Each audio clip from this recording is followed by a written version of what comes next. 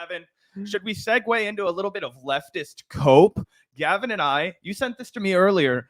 I was beside myself with joy. It looks like we've finally broken into triggering, I don't want to say mainstream Republicans, but large Republican accounts with our content. Everybody applaud yourself for being a part of it. These guys are very fragile, but they're ready to embrace Ana Kasparian with open arms, and we called it a mile away. Yeah, so check this one out, guys. Check this one out. One of my friend's mom apparently actually saw this video, and then was like, I saw Gavin in a YouTube video from some conservative. That friend sent this to me. I then sent it to Zach, and now we're sharing it all with you. Check out this masterpiece. Leftist cope and rage over Ana Kasparian officially abandoning the Trump deranged left. So again, for anyone out there that wants to gaslight us continually about what's happening with Ana, don't take it from us. Take it from Black conservative perspective. One day ago, 205,000 views. That's a pretty big audience. Shout out to Black conservative perspective. Looks like he took the time to feature yours truly in this video. So do you want to check out some of this commentary, Zach? Do you want to watch as we cope and rage? Absolutely. And you know what? We've got both sides of the spectrum, two hot blondes, So let's take a look, guys. This is some you guys accuse us of clickbait. You guys accuse us of, oh, that's a hyperbolic or that's sensationalism. This is actual clickbait, guys. 100%. Take a look at the rage and cope that he decides to put on display again from the Vanguard. Let's take a look at this video. Starts off with a little bit of Destiny in there, and then some other people.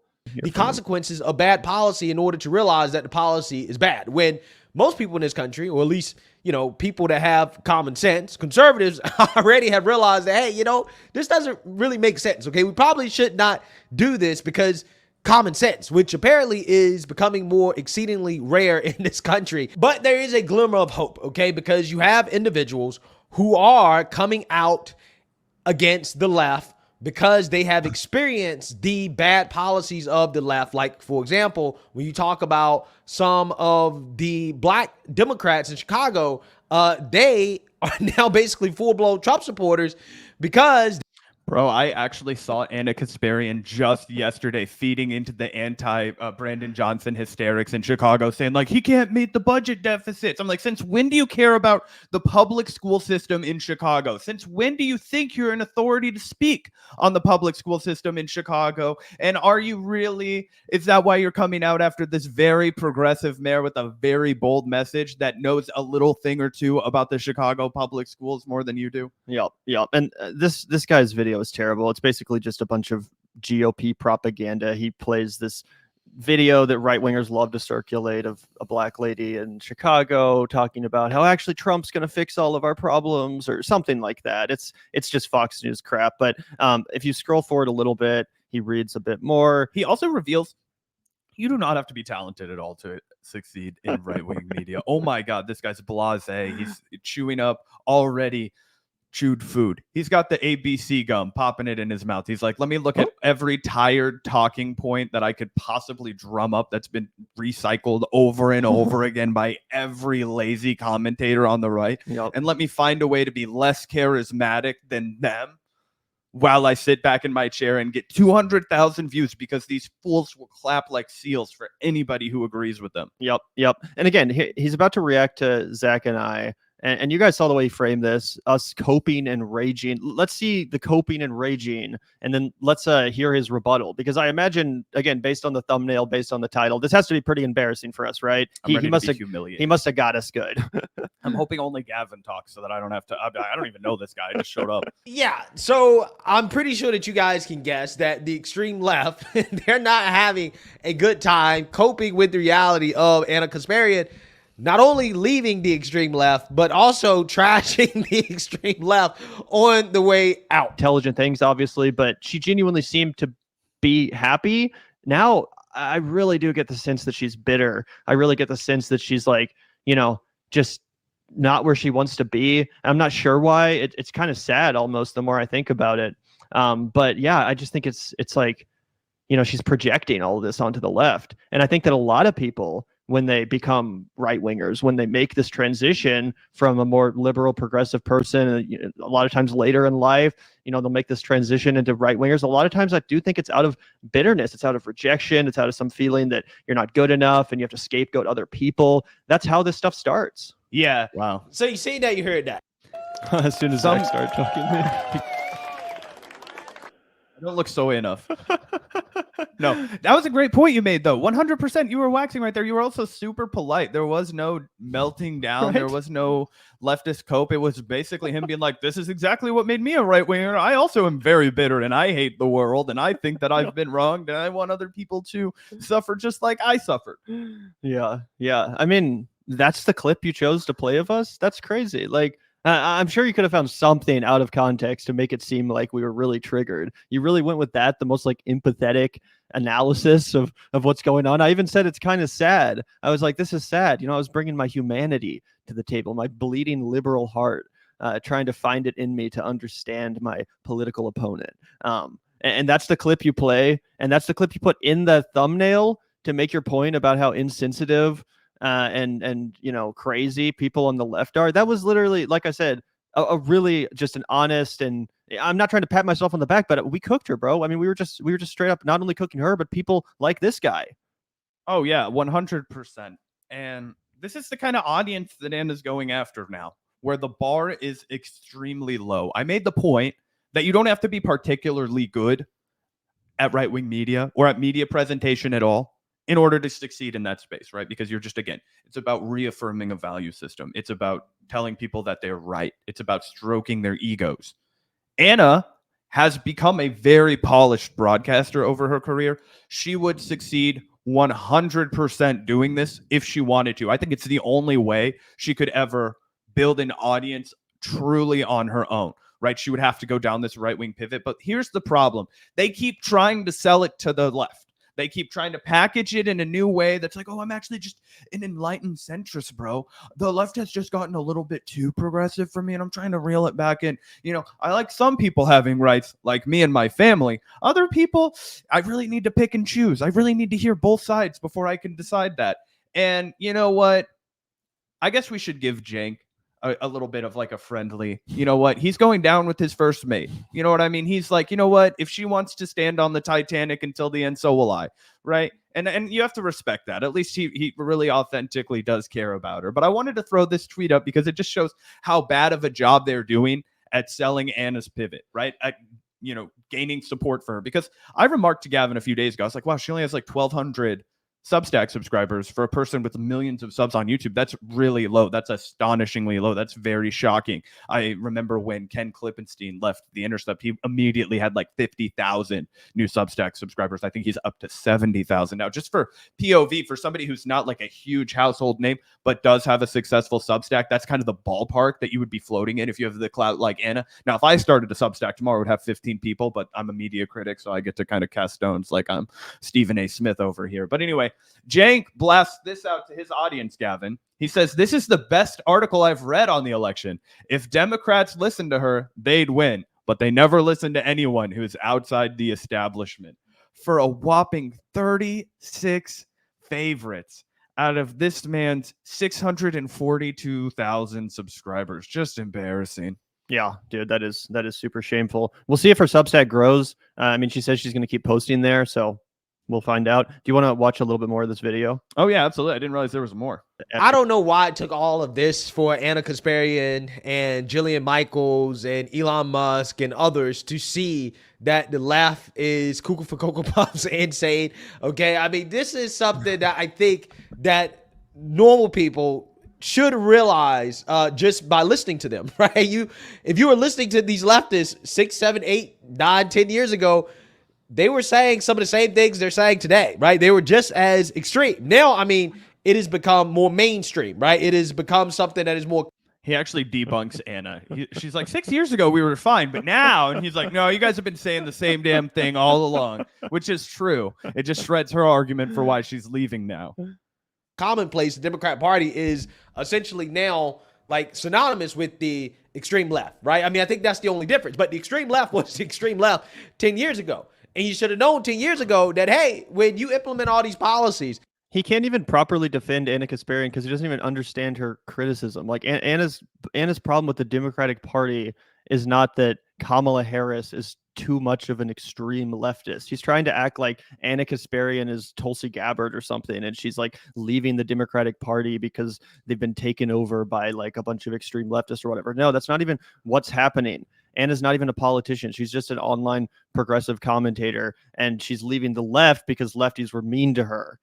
Not because of the fact that like the Democratic Party, the Democratic establishment is now filled with the sort of people that annoy her online. No, I think even Ana Kasparian understands that like the sort of unhinged, quote unquote, trans activists that she hates so much. I don't think she is under the illusion that those people are like filling up the freaking administration in the White House. Like, I think she knows that they're terminally online for the most part. But either way, this guy doesn't even know what he's talking about. And again, he didn't even play a clip of us sounding remotely cringe or cuckoo for Cocoa Pups, as he said. It was just like basic, pretty level-headed analysis. Yeah, and he also doesn't seem to know anything about the current state of political affairs other than that the left is woke and that's cringe and that normal people have seen this for a long time coming. This is how low the bar is, guys. This guy's 200,000 views on YouTube. Okay, this is how bad you can be at your job. You don't even have to know what's going on. All you have to do is point and be like, the left is hysterical and too woke, and this lefty agrees with me. That's why Ana is going for that grift. Again, she cannot compete on her own. She has been burned by the left, and she's using that as justification and post hoc rationale to talk about how she's just been bullied out. You know, she just can't even get her 2 cents in. And it's like, yeah, dude, because you have branded yourself for over a decade as a leftist. We used to mock TYT because they would literally advertise that buying their memberships was somehow facilitating a progressive revolution, that giving them your hard-earned money was actually facilitating change politically in this country. She lied to people who were desperate for money, or she was, those people were desperate. She did for money, right? And then turns around and abandons all those political principles when it's no longer economically salient for her. She's like, oh, you know what? I'm not exactly milking the cow for what I was back in the day. Time to find a new lane after these people she deceived like a televangelist. They conned you out of your money, and now she's blaming you. She's blaming you. You know what that's called? Gaslighting, manipulation. It's wrong. And as she goes and says, I'm unaligned, and then sits in front of a banner that says home of the progressive TYT Progressive News Network, it's all a lie. It's all a sham. The only people that are cheerleading it are dumbasses like this guy who can't even articulate a thought. I think he had maybe 5 brain cells to, scrape together, and he lost one. Yep. And you brought this up, but it's not just this guy defending Ana. It's also her own co-host who sees what's happening. He knows what's happening. He's not dumb. But he also wants to hang on to Ana Kasparian as his co-host. I think he's a little bit nervous about what would happen in the event that she actually does quit TYT, and what would happen in the event that he has to replace her, right? I mean, people know TYT as Cenk and Ana. That would be quite a calamitous shift in what people expect, right? Cenk said, and we talked about this yesterday, for extreme lefties who'd like me to fire Ana, the answer is no, F off. Ana then said, I'm not going anywhere. So she's doubling down. She's saying that, nope, I'm staying at the Young Turks. I promise I'm not going anywhere. I still have my doubts, Zach. I still have my doubts. And I think that, again, Cenk I see what he's doing. I understand that he's probably a little bit nervous about what would happen if Ana actually did leave TYT. So he doesn't want to contribute to her desire to leave at all. He probably wants her to stay around as long as possible, I guess. But yeah, dude, I don't know if this is necessarily a good idea from his perspective, because I think that a lot of people in the TYT audience, they also see what's going on with Ana Kasparian. They're not stupid, and they don't like being condescended. They're like, I see what's happening. She's going on these right-wing podcasts. She's sounding like a Fox News host. She's clearly looking for a job elsewhere, looking for attention elsewhere. And then Cenk's gonna freaking come out here and gaslight everyone about it. I just think it rubs people the wrong way. So unless Cenk's plan is literally to turn TYT into a Breaking Point style show, like you talked about the other day, like you brought up as a possibility, where he's the lefty and she's the right winger, I do think this is going to be an increasingly tough tightrope to walk. And to that point, Gavin, if you pull Ana's tweet back up. Sorry, one second. No, you're fine. Really quickly, you can just see that it only has like maybe 6.8 thousand favorites right? And look at how many people were exposed to it, right? And this is supposed to be like a little bit of a victorious moment for Ana. I'm not going anywhere, right? 6.4 thousand favorites out of 342,000 impressions. So that's how many people scrolled by it on their feed, right? So a lot of people saw it. A lot of people were rolling their eyes, right? And I think that feeds in well to what Kelly was asking about. Shout out to Kelly for the generous 10.99. Serious question. How many of these subs are real subscribers? If Cenk and Ana have this supposed huge audience, 643K and 574K, how many of those are ghost accounts or bots? Something isn't adding up. On Twitter, a lot of them are ghost accounts and bots, right? That's totally true. Twitter has been absolutely nerfed since Elon bought it. However, you will still not see an account with that many followers get buried and only get like 34 favorites on something unless it is ridiculously unpopular with their audience and comes across basically like an ad, like Jake's tweet in support of Ana Substack. Imagine that the first tweet from your co-host about your colleague, longtime colleague, one of the faces of the Young Turks, the first tweet you ever make about it in support of it, it gets 36, less than 40 favorites. I mean, it's absolutely a disaster. And I don't think that the subs they have on YouTube are fake, right? They were once real, but a lot of those subs are dead. Yep. It means that they're YouTube accounts that nobody's actively using anymore. And one of the reasons why TYT can't really break out past 250,000 views on a video, it's because that's a much more realistic interpretation of the people who regularly consume content from TYT. A good video for them will do 250, 300,000 because I would say they're really working with like 500,000 like live subs. Yeah. A lot of people that aren't in our positions, that aren't YouTube creators themselves, they don't truly understand the way subscribers work. A lot of times subscriber count, it's kind of a mirage. You know what I'm saying? Like, as you said, Zach, TYT has over 6 million subscribers. Think about how many that is in comparison to our measly 48,000. Shout out to all 48,000 of you guys. We love you. But I mean, you know, we're not winning the subscriber war anytime soon against TYT. They have over 6 million subscribers, like I said. But if you look at their videos, they're posting Vanguard numbers. I mean, admittedly, we've, been doing better than ever. It's right near the election time, so we're getting better numbers than maybe on average. But for real, guys, these are Vanguard numbers. We'll routinely get this kind of viewership on our videos: 14,000, 22,000, 45,000, usually being a really good video for Zach and I. So again, if we were looking at our channel, this wouldn't be a big deal. It'd be like, oh yeah, it looks like another good week. I would be turning cartwheels. We'd be like, we made it. Exactly, but this is TYT, a channel with 6 million subscribers. And we've talked about this before, Zach, but it's kind of weird. And this is another reason why I think Ana will ultimately leave the Young Turks. She's going to realize that, oh, crap, I've completely embarrassed myself. I've destroyed my reputation on the left and undermined all of my previous credibility. For what? For 22,000 views on a video, or 29 on this video where she's smearing Brandon Johnson, the mayor of Chicago? Is that worth it? Oh, I burned all my bridges with all my former colleagues and friends on the left so that I can get 29,000 views on it. That's less than you were getting before. You've actually you inflicted a wound on your channel now, and its credibility. And I think this goes for Cenk too. I can't. That's why I'm talking about this is a really tough needle to thread, because Ana kind of is now in a position where she has to go all the way. The MAGA people, they don't want to watch this content. They don't want to watch this milquetoast bullshit about, Netanyahu and Hurricane Milton and whatever TYT is talking about. No, they want to watch rabid, fear-mongering, conspiracy content.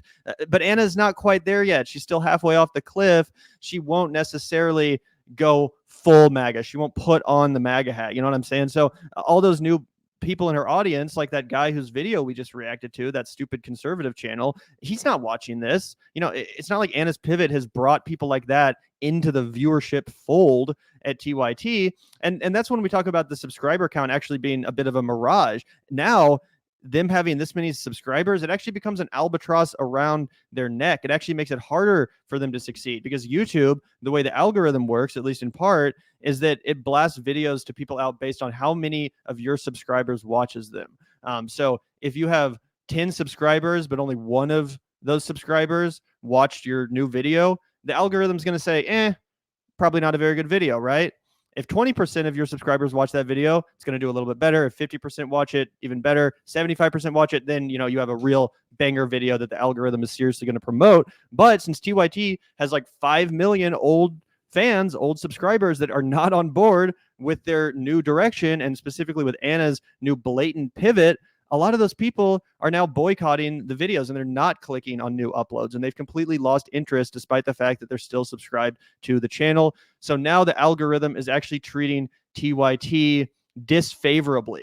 The algorithm is showing that this is a dying channel. It has a massive bloated subscriber base, but none of the people are still on board. Therefore, we're going to depress them a little bit in the algorithm instead of promoting them as aggressively as they once were. When they actually sounded progressive, when they actually sounded like champions of the people in the working class, and not like Fox News wannabes and Karen Kasparian fearmongers about crime and trans people. It's stupid.